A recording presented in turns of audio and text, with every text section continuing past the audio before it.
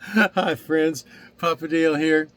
We are still doing our series of Bible nutshells, which is an exploration of the different topics in the Bible that are important to the historic Orthodox evangelical Christian faith.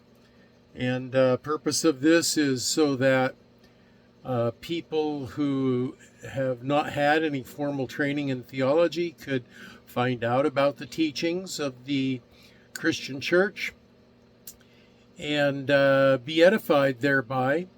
And also for those people who are left behind after the rapture of believers, and they're looking around and they're saying, oh gosh, I guess maybe I should have paid attention to what was taught in the Bible, and they're looking around for an opportunity to learn something, but there's nobody to teach them.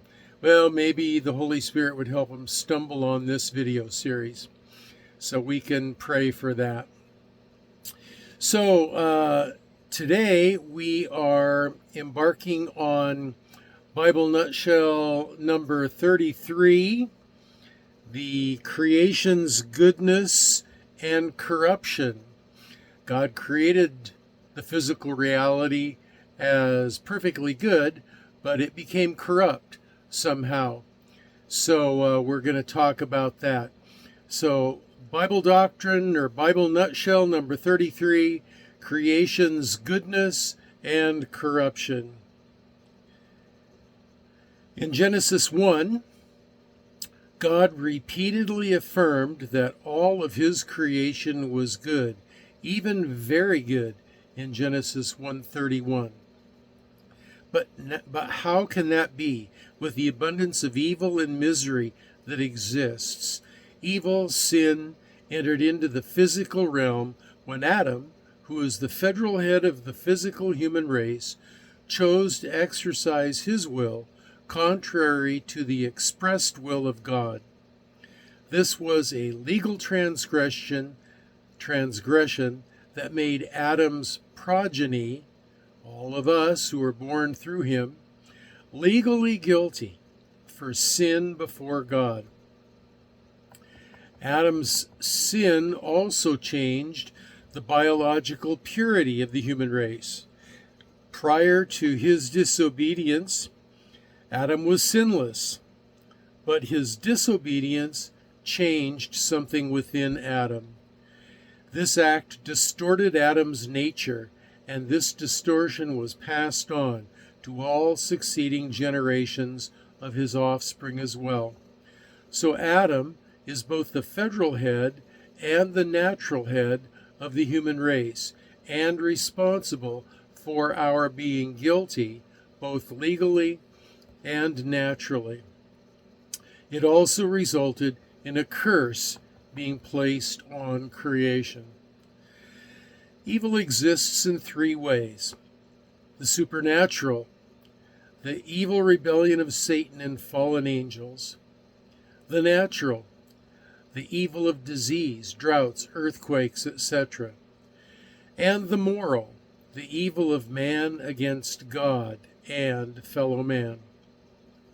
All three are the result of sin, which basically is anything contrary to the nature, purpose, or plan of Yahweh.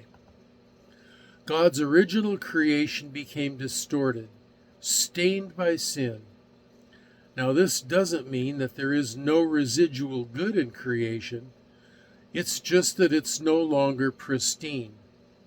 It is flawed, distorted, and unreliable alone. Nevertheless, much of God's goodness remains in man and the natural world. It is good in God's judgment because he created it for a purpose that it continues to fulfill, to reflect and display the good character of the Creator. It must be seen through the lens of the holy God, however, to be reliable. Therefore, sin and evil should not be seen as a foundational part of the creation, but rather as a corruption of it. when the creation, when the creation has been marred and distorted as a result of sin, it is still good in the hands of God and serves His purpose of proclaiming His glory in the world.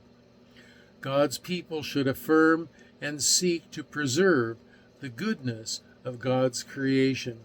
See Genesis chapter 2, verse 15. So, God created everything, and He created it good. He even created man, and after He created man, He used a superlative adjective, very good. Man was very good. But later on, that was in chapter 2, or chapter 1 and 2. But then later on in chapter 3, the human man listened to the human woman, Eve, who had been deceived by the evil spirit indwelled serpent in the Garden of Eden.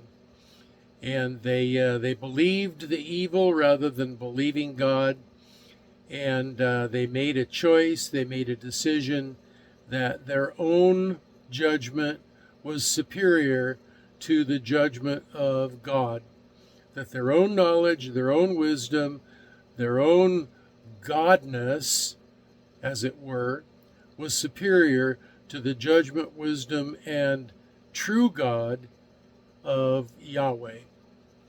So it's not that everything in the world is totally evil, corrupt, in the sense that it is about to fall apart and be destroyed. It is corrupt in the sense that man himself is sin-stained, and as a result of that, God's curse fell upon all that He had created. So even with man himself, he is not totally worthless, totally useless, totally putrefying and about to fall apart. No, it's just that every aspect of him, physical, moral, spiritual, is sin-stained, and as a result of that, corrupt in some way. And so that's where we are there. Bible nutshell number 33, creation's goodness and creation's corruption. So if you have questions, comments, or prayer requests, you can leave them at the bottom of this video in the comment section. Down there you'll also see links to my personal Facebook page, Dale Warren at Facebook, and also a link that circles back to this YouTube channel as well. You can reach me that way as well. And so that's where we are in this Bible Nutshells study. The next one up is, let's see, I think I did write it down this time. The next one up is number 34. Let me turn on the light here so I can see it. Number 34, God's glory. Ooh, that light's bright. God's glory. The glory of God in His creation. So that's the next thing that we're gonna visit. The next topic we're gonna visit. But until then, this is Papa Dale signing off and saying, you all have a blessed day.